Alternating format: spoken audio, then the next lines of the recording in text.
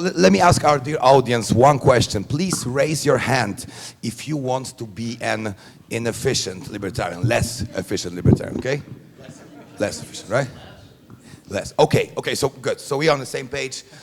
We agreed on the fundamentals. So let's treat this panel and this entire conference as a kind of a brainstorm, as we have so many amazing leaders, amazing, like incredible minds.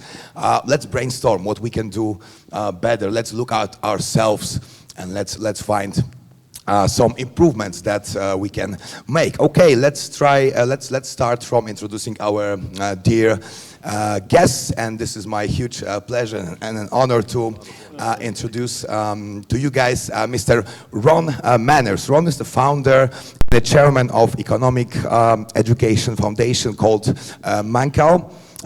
This is a think tank that sponsor students and events in both Australia and internationally. Ron is also an active board member of the Mont Pelerin Society, and he's also on the advisory council of Atlas Network. So as big as it gets. Ron, thank you so much for being here with us. And ladies and gentlemen, my other panelist is Mr. Adam Brandon. And Adam is the president at Freedom Networks, grassroots service center for millions of activists who support smaller government, lower taxes, free markets, and personal liberty. Before joining Freedom Networks, Adam worked as a political campaign manager, high school teacher, and a press secretary. So these folks know what they are talking about. So guys, the structure for today's panel. Let's briefly touch on the past. So what we have been doing in the past that was efficient or less efficient, and then we'll focus on the future. So let me start with a brief introduction.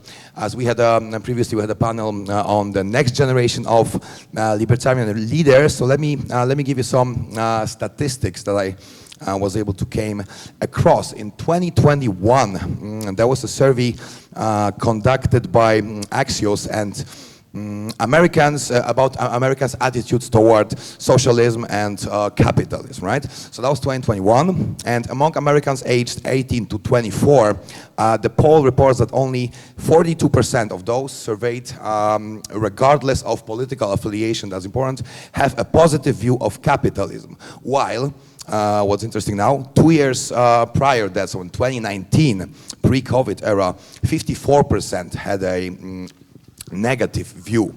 58% has a positive view, while 38% had a negative view. So that's crazy. Like, imagine blaming capitalism for COVID, right?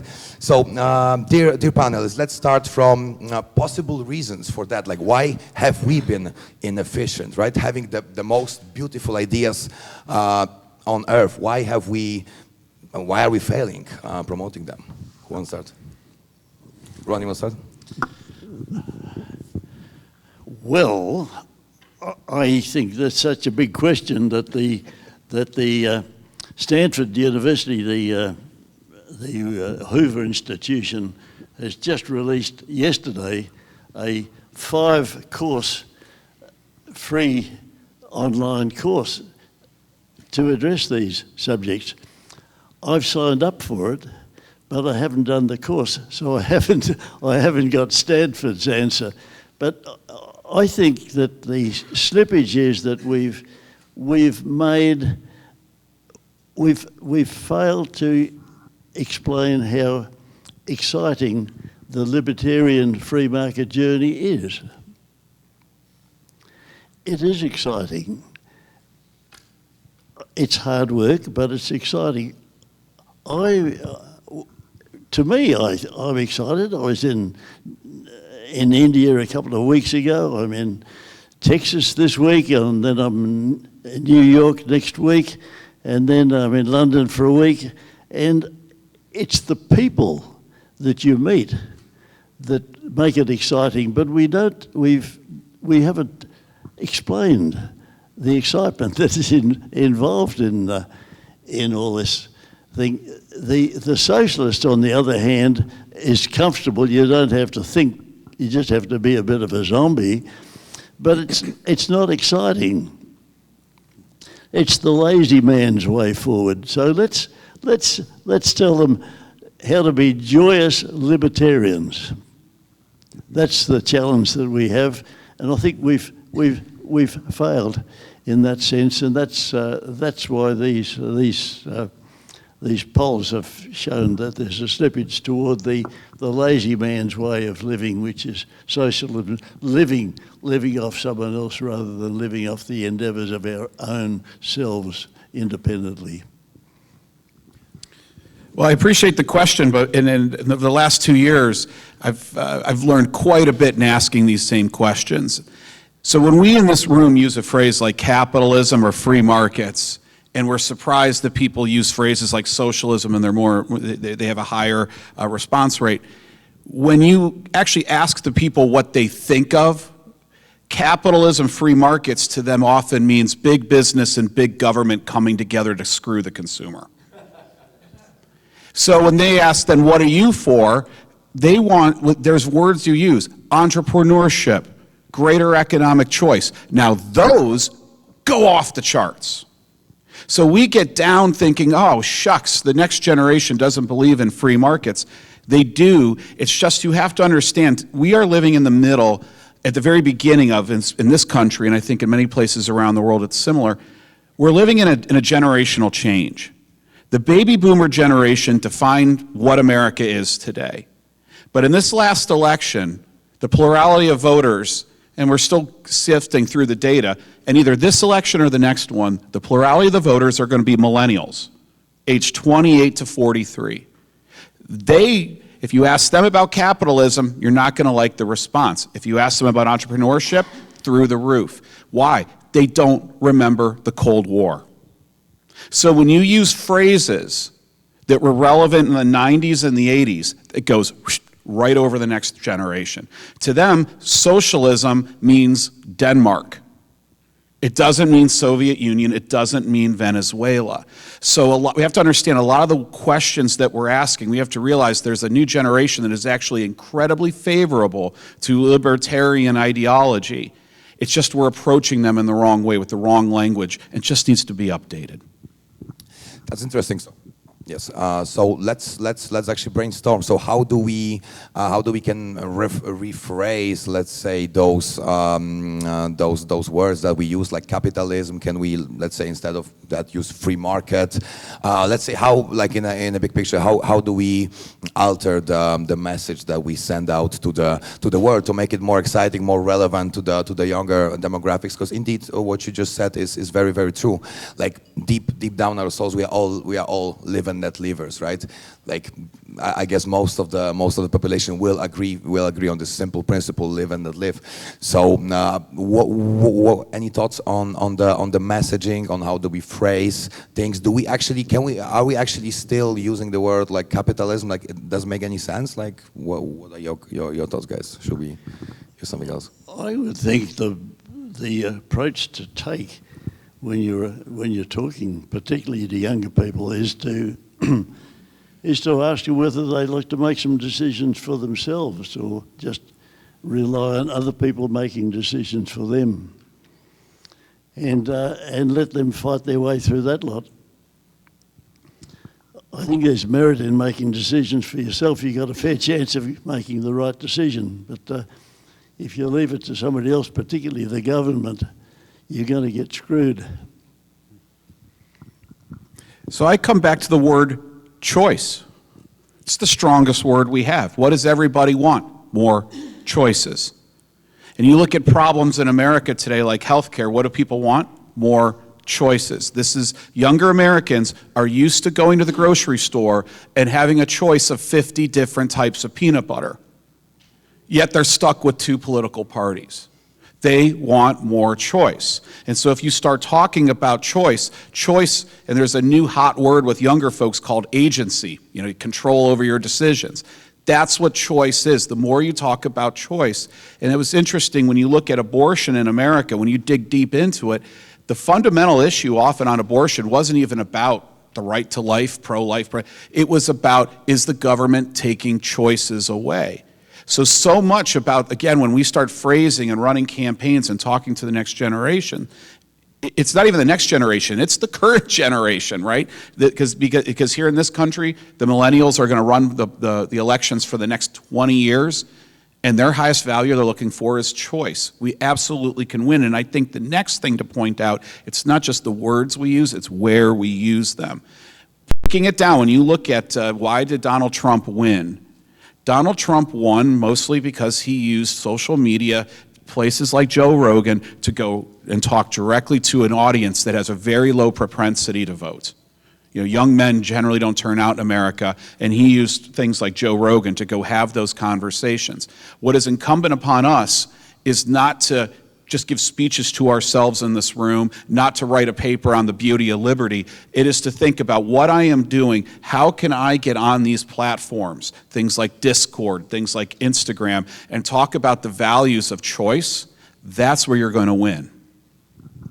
That's interesting, because like you're both writers. Adam, let me actually touch on this topic a little bit. You are currently writing a book with Ed Crane, the founder of Cato Institute. We would love to know more about when is it going to be released, what it will be about, and if you can share any thoughts on if are actually books the best way, still the best, the most efficient way to promote our ideas these days. I was just up in my room scrambling over a chapter that is terrible and that needs to get fixed. And it's very hard for me to fix this and also make sure I'm trying to balance my voice. Ed Crane was the founder of the Cato Institute, and what we discovered is we have a similar vision for the future. And Ed's, if you know Ed, he's getting a little older now, but his values and his mission, he actually sees a lot of what I'm seeing in the next generation of what he had dreamed and hoped for in the late 1970s. When he was one of the early movers in the Libertarian Party and founded Cato Institute. He agrees with me that we are actually on the verge of the greatest opportunity for the libertarian philosophy in history. This next generation that's coming, it's coming. So the reason I'm writing this book with him is he had a quote in the early 1980s that the natural constituency of libertarians are yuppies. Is anyone familiar with that term, yuppie? Okay. So we don't use the term yuppie anymore in America.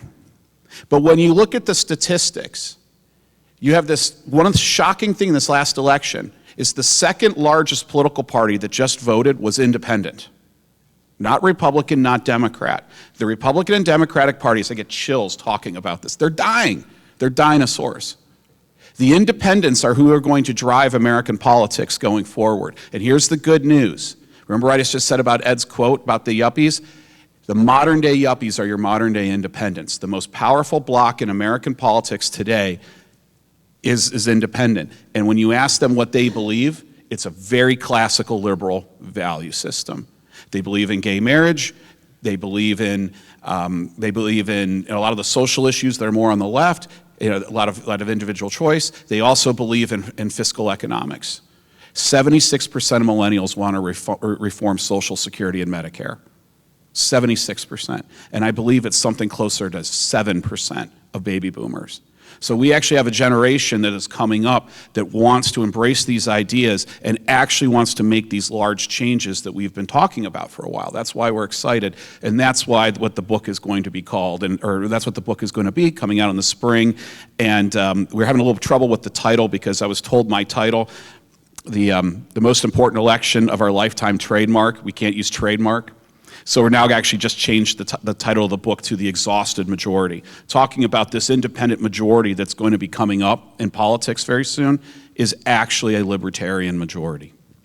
Thank you, Ron. Tell us more about your experience with writing, because you authored many books. Actually, guys, you can get these books at Ron's table, which I highly recommend you to. So please share some thoughts about how being an author was successful for you, was efficient in promoting it. That's what the book looks like. So don't miss it.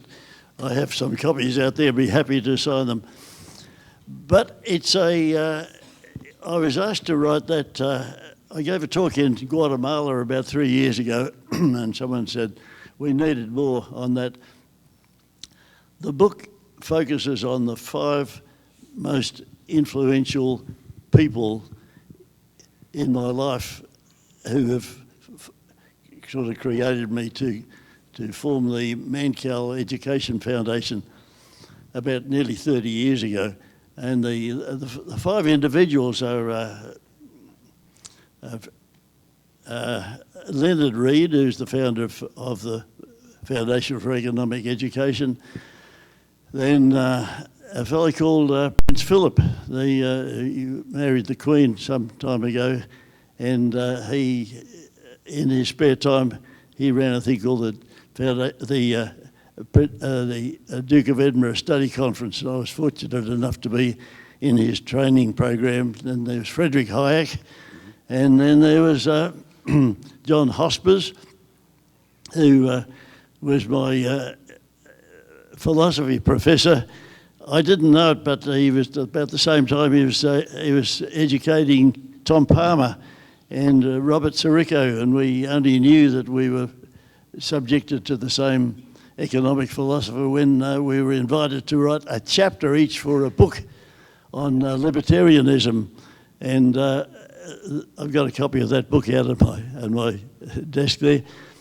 And then the fifth one was Anthony Fisher, the guy that founded the Institute of Economic Education, and then the Atlas Network and all the other think tanks that flowed from the Atlas Network. Then I realised that they were all different, completely different in their approach, and the only way I could analyse the difference between the five of them was to express it in a pie chart.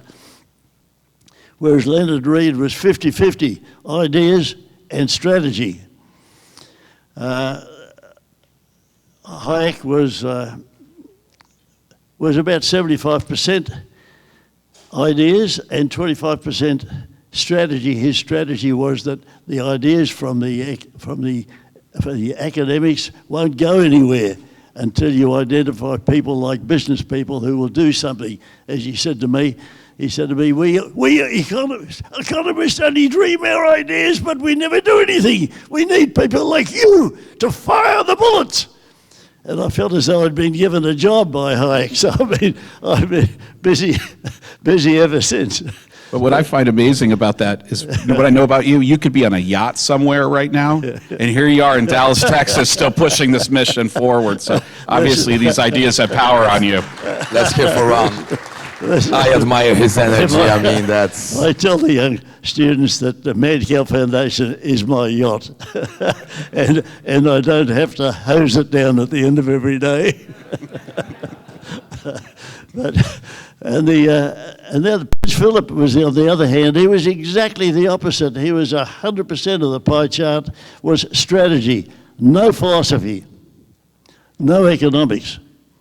And I asked him, I said, I'm having trouble finding out what your belief system is and where you got it from. And he laughed.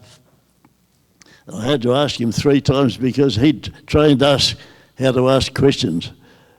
You ought to get the right answer after you've asked the question 3 times. So I had to ask him 3 times. He put his head back and roared laughing. No, who taught you how to ask questions? Anyway, I got the question. He said, my concept of this study conference was, he looked around at the British Commonwealth and he said there's some very smart people in business, in government and in the unions, but they won't talk to each other. In fact, they hate each other. So he said this was the idea of this study conference. I brought, every 4 years, he brought 100 of each of those separate people together, 100 unionists, 100 business people and 100 people from the government, and he locked us up for 3 weeks.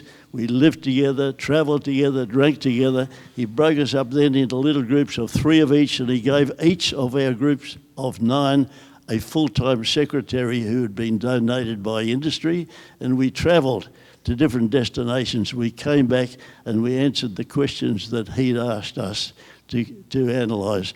And he said, Rod, if I gave any sense of my belief system, I would immediately lose 2/3 of what he called his constituency.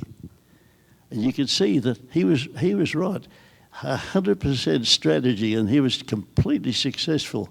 Then you get to John Hospers, exactly the opposite. 100% ideas, no strategy whatsoever. He just wanted to be the greatest philosophy teacher in the world. End of story. He was completely successful. And you get to Anthony Fisher, he was so bad. He didn't have to think too many ideas because he could call on the ideas of Hayek and all the other people with whom he travelled. He was 75% strategy, and out of that came the IEA and the Manhattan Institute and all these other the other think tanks that evolved into the Atlas Network. There are now 600 think tanks all around the world, and that it was his success story. So all those 5 people in the book represent a pie chart in my mind of how they allocated their time and energy. They were all completely successful, but they had a different way of doing it. And I'm overwhelmed at the response I'm getting from readers who are writing, sending me emails saying, hey, they realised just by dialing their chart a little bit this way or that way, they've doubled their effectiveness. So that the feedback from readers is the most satisfying thing an author can ever get. I've written 8 books. This is my 8th book. I've never received feedback like this from any book before. So I'm encouraged. That's amazing. Thank you. Thank you, Ron. Adam, let me ask you, you recently wrote an article for Real Clear Politics on how the legacy media are basically a thing of the past. So we enter this so-called political influencers era. So let me know your thoughts about it. Like, is it an actual chance for us to get the message out there, or is it a threat? What are your thoughts here? So what I was looking at is, in the United States, American politicians are obsessed with getting on Fox News, CNN, MSNBC. It just drives what they try to do. But the reality is, when you look at the numbers, tonight there will be something called Sunday Night Football. And there will be about 35 million American households watching Sunday Night Football tonight. In a good week, Fox is getting about 1.2 million a day. So when you start thinking about the size of these networks and who they reach, they're shrinking, and not only are they shrinking, they know they're going to die. CNN's new president put out a memo earlier in the year to his newsroom, and he said that we have to transition out of being a cable news network and pick up elsewhere, otherwise we're going to die too. So then I go back to, I mentioned Joe Rogan. Donald Trump's interview with Joe Rogan was watched 50 million times. So you start looking at where people are starting to find their information. It's not on television. It's all, and so I would actually posit one of the reasons you're getting more feedback is because when you used to write a book, you had to go and get that book. Now, there's the long tail where a lot of these ideas can percolate out and reach more people using these new technologies. And I'll just say one thing that's very important when you use these technologies is you have to be authentic. You have to speak, you can't really pretend, you can't really try and say something to you and something to you. You have to be authentic. And that's what's so great about being libertarian is you don't have to try and cover for something stupid that the Democratic Party said or something that the Republican Party said. You could talk about your principles and your values. That authenticity is such currency in social media. And so I'll point this out, the power of social media. AOC, we call her AOC, Alexandra Cortez, she's a congresswoman, very left-wing from New York. She had a huge portion of her voters vote for Donald Trump and vote for her. And so she went on Twitter a couple days ago and asked them, like, how the hell did you do this? Like, there's no two people who are more distant. And all of the answers, just hundreds of them, you're both authentic, you're both authentic, you're not part of the establishment, you're both authentic. That authenticity is currency. You're solving problems. When you're talking to people about what the issues are, we have a voice and we have a higher credibility on our voice than most other people who are trying to influence politics today. So if you're not moving something on social media, you got to ask what the size of your audience really is. Yeah, so guys, next step for us is getting Ron Manners on TikTok, okay? Let's make this... It's just a simple dance. Everyone will watch. Because these days I was actually participating in a journalist workshop, and the speaker told us, hey, we are all journalists these days, right? There are no more gatekeepers. There are no more gatekeepers. Yes, yes, and we can get the message out there. So Ron is convinced already. Yeah, he's ready. Ron, let me ask you, so to get the message out there, to further spread our ideas, we need to, like, cross boundaries, we need to talk to other groups, right? So to people who are not yet convinced, maybe they're not even free marketers yet. So let me know your thoughts on, like, actually which groups of people should we be approaching in general, and any thoughts on how to do it. I know that the Bitcoiners crowd is a great target audience for us. Let me know your thoughts on how to expand it. That's a great question. I'm going to take a little bit. I'll have to tell you a couple of stories. I've come to that conclusion, the importance of that. And I think to start, I've got to go back to 1990 when I don't know whether Tom Palmer's here, but Tom Palmer and I were in Ed Crane's team of 40. He gathered 40 of us together and took us to Russia in September 1990. And the idea was that between the lot of us, we would be able to train the Russians on how to handle free enterprise, because it was arriving soon. It was obvious that was coming. The Soviet Union was collapsing. We had no idea that the week or two that we were there, was the week that the Soviet Union collapsed. They were tearing down statues, pulling down flags, smashing shop windows. It was absolutely pandemonium, and we ran courses on how to, my contribution was how to float a public company. And I thought, well, what's so hard about that? I'd floated 4 public companies, that was easy. But I realised in Russia, they hadn't floated a public company since 1917. So there wasn't anyone around that remembered how to do it. So it was quite an experience. But we noticed at that, as we left, we said, by God, we've won the war. The Soviet Union absolutely collapsed, as you know. And we all relaxed, because the Soviet Union was the end of it. We thought it was the end of communism. Wrong. It took me about 13 years to realise that they'd regrouped. They were smarter than we were.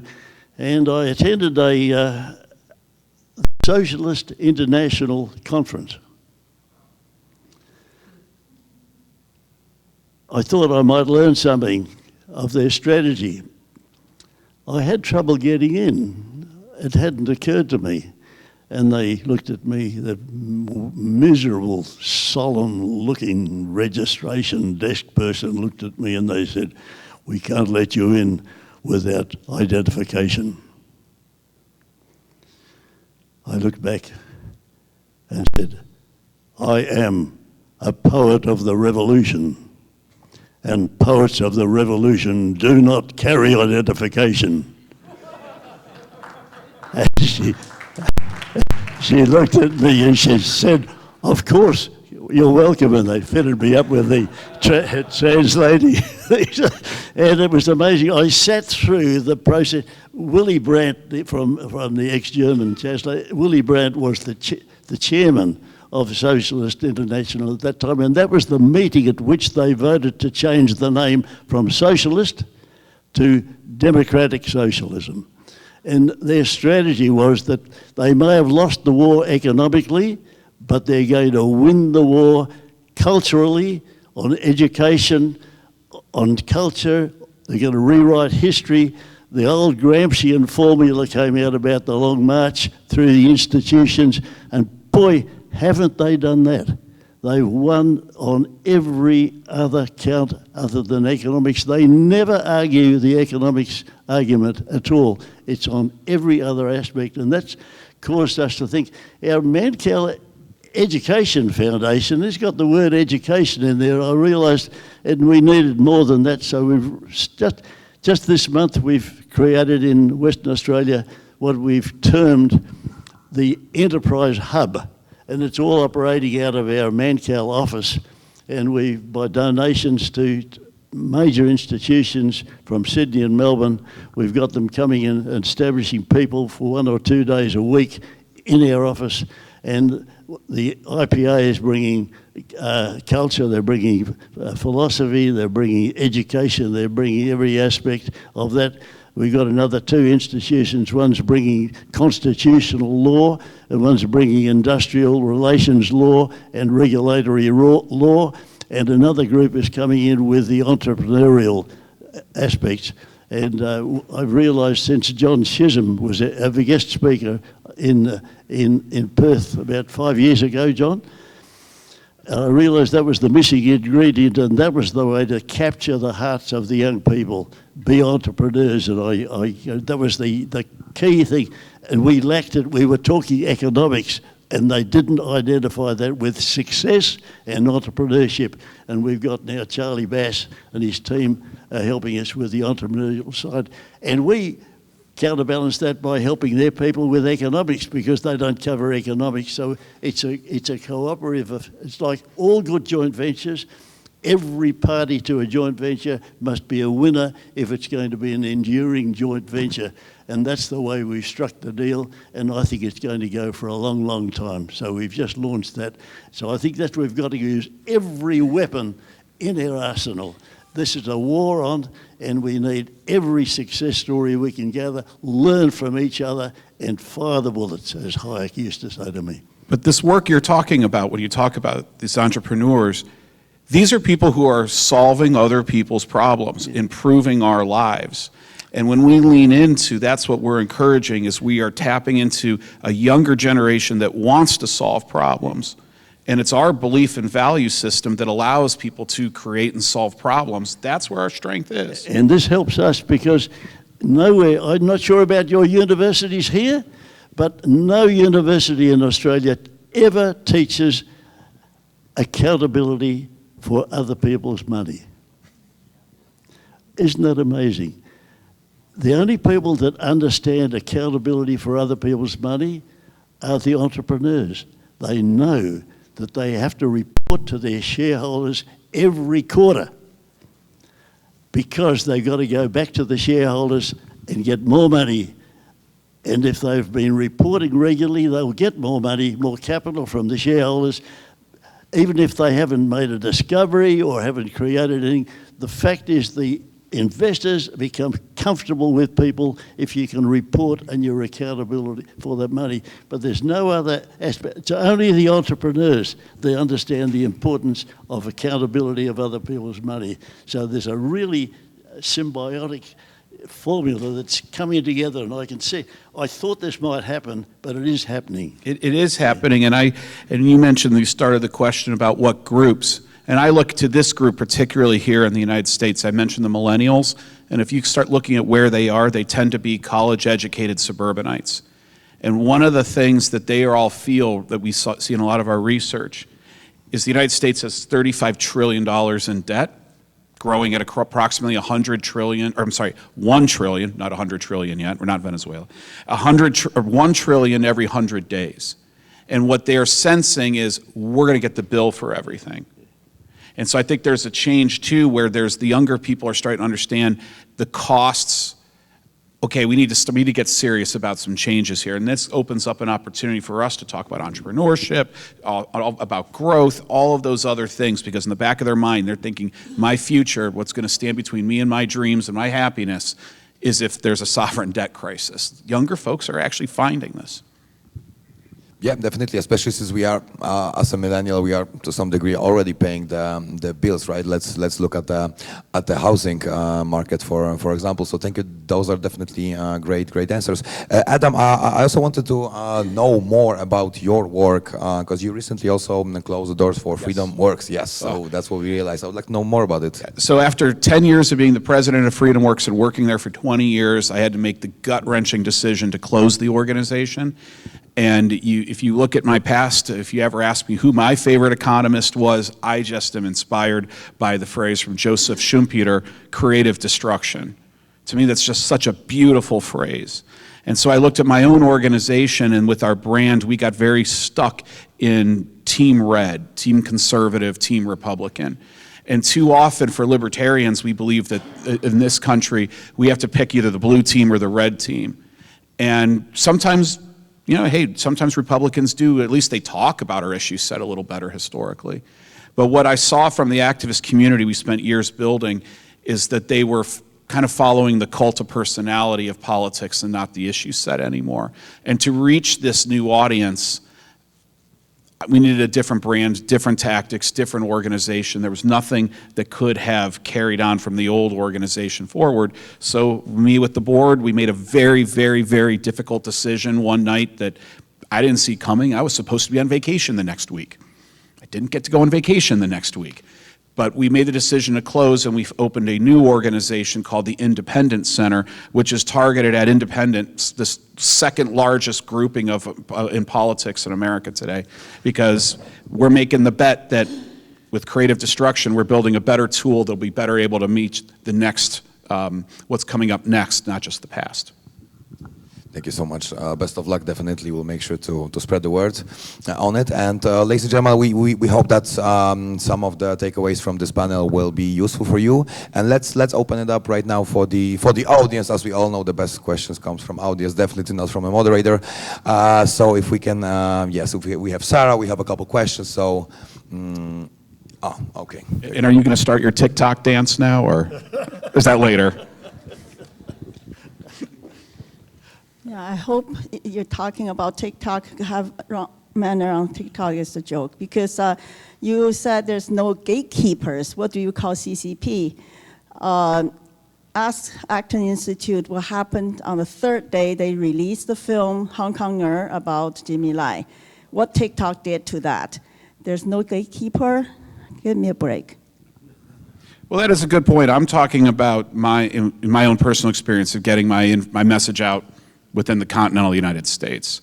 Globally, separate issue probably. We still have, and from my perspective, I've had things pulled from posts or questions on posts, and normally when I find out, when we ask questions why this post was pulled, it was often because there's music in the background or something like that. And I'm just looking at it, used to be we had to go through just a couple television networks, a couple of journalists, and now we have the ability to create our own content to go out and reach others.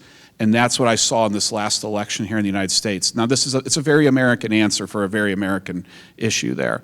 Now, I guess we're just going to need a whole nother session to talk about how you use that to break through overseas, but I was just referring to it here.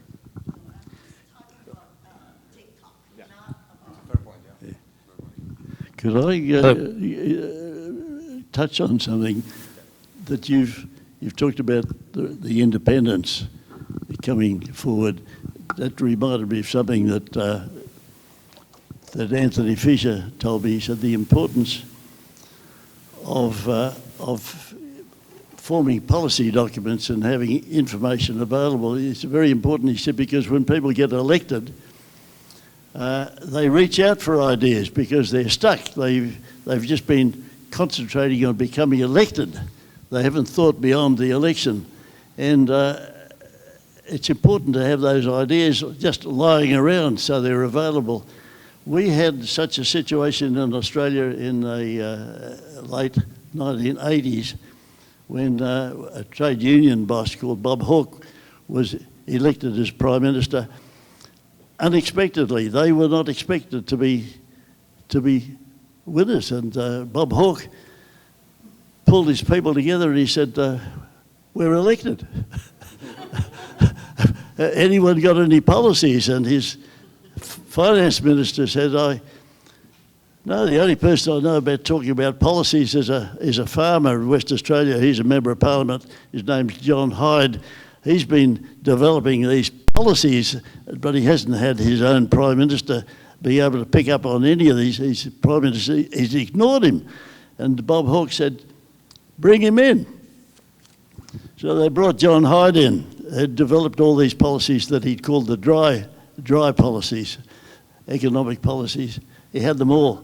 And he gave a presentation to the Socialist Labor Party on the benefits that would come to the economy by deregulation, freeing up the dollar and opening up employment. Absolutely the opposite to the socialist philosophy. Bob Hawke listened to all this stuff and he sent John Hyde out of the room and he says to his fellows, Anyone got any better ideas? This is true because the finance minister has told me this story. This is very true. He said, anyone got any better ideas? And they looked at him and said, no. He said, well, he said, I like it. We'll do the bloody lot. And Australia had the most remarkable free market reforms brought in under the prime ministership of a former trade union leader running a socialist party. I know about the benefits because I was in business. And it was like we were in business under the Conservative Party. It was like having a sailing boat becalmed. Nothing was happening. Then these economic reforms came in. Boy, we got a gust of wind. Then the economy got up and travel. I tell you, it made a big difference to my business. And I can see the importance of having these ideas just lying around and available to people who haven't got time to think. They're too busy kissing babies. And so we develop every 4 years, we develop this document called the project document, and it's available. We circulate it, as I mentioned yesterday, to every politician, and the ideas are there on every aspect of the economy, the education, transport, communication, everything. The words are there, and that's been picked up, and I mentioned yesterday it's been translated into Ukrainian, and it's part of the Ukrainian, Zelensky's current planning for the new government. But the idea is to have these policies available for when they're needed. You never know when they might be needed, but they could make all the difference. And you can't depend on the people who've been voted in, because that's all they're interested in, is being voted in. Hello. Hi, my name is Jeff Lyons. I'm glad for your previous answer there, which touched on what I was going to ask a little bit. But I used to work for Young Americans for Liberty, and I've also been involved with the Libertarian Party, Libertarian National Committee, Libertarian candidates for office. And I know over the last decade or so, we've had some really strong libertarian voices in office, like Ron Paul. We've had Rand Paul. We had Gary Johnson as a candidate. And lately, it seems like our coalition is becoming more fragmented. And, we've got some... for example, Donald Trump, he's not a libertarian, but he has libertarian stances and is sometimes libertarian enough for people who share our values. And then we have sort of other fragments in this coalition where people find a libertarian way to appreciate RFK or to appreciate Ron DeSantis and Vivek Ramaswamy with libertarian nationalism. There are a lot of ways where our movement has sort of been fragmented, and we're supporting, Republicans rather than having a true, I shouldn't use the word true libertarian, but having a libertarian standard bearer for our message. And now that we're going to be entering, more than a decade of the Donald Trump era, how do we find libertarian champions to kind of keep us moving forward? This is my favorite topic. I think about this topic probably 900 times a day. But to make a long story short, I'm a big fan of reading history. And if I was going to take this moment that we're living in right now with Donald Trump's reelection, it reminds me a lot of Nixon's election, when you start looking at different problems, different opportunities, who he tried to bring together. And what's interesting to me is, when I used to run Freedom Works, I thought I was representing kind of that libertarian side of the Team Red movement. And then the data, what it showed me with this rise of the independent is, why are we settling for a little sliver of the GOP pie when we could represent the biggest damn audience in the country? That's our opportunity. And if you look at a lot of the reasons that people, everyone who voted for Donald Trump, what's interesting, there isn't one reason. Everyone had different reasons. And I believe we have to put our own army on the field. And so when I look at these millennials, particularly these suburban districts, this audience I'm talking about, they represent all the swing districts. There's 435 congressional districts in the United States. 200 will always go Republican, 200 will always go Democrat. take out a few things, you're only left with 25 seats in the House of Representatives that will determine control of everything. That's where our opportunity is. And playing on a historical analogy, look at what's happening in California. They're going, every single, lefty loony bill has been replaced on ballot initiatives. They're pushing back. But they're not going to buy what the Republican Party is saying. So I wouldn't be surprised if you look in these areas that are formerly deep blue, and something that you just said there gave me chills when you said it was a frickin' labor union guy who brought out these reforms. I think if we put our groups together, we don't have to be dependent on one political party or the other. We could shape the direction of both of them. And I think that's our opportunity. That's why I'm so excited. There's a lot of details into how we get there. I don't necessarily think this movement, when you think about the most impactful movements in American history, the abolitionist movement, the suffrage movement, even like legalizing marijuana, you go down these movements that have changed things, they're not political parties. They're movements. Our opportunity is to start a movement that recenters America politics. Wonderful. Thank you so much. Please give it up to Sebastian and this amazing panel. Thank you, guys. Yes. I studied at the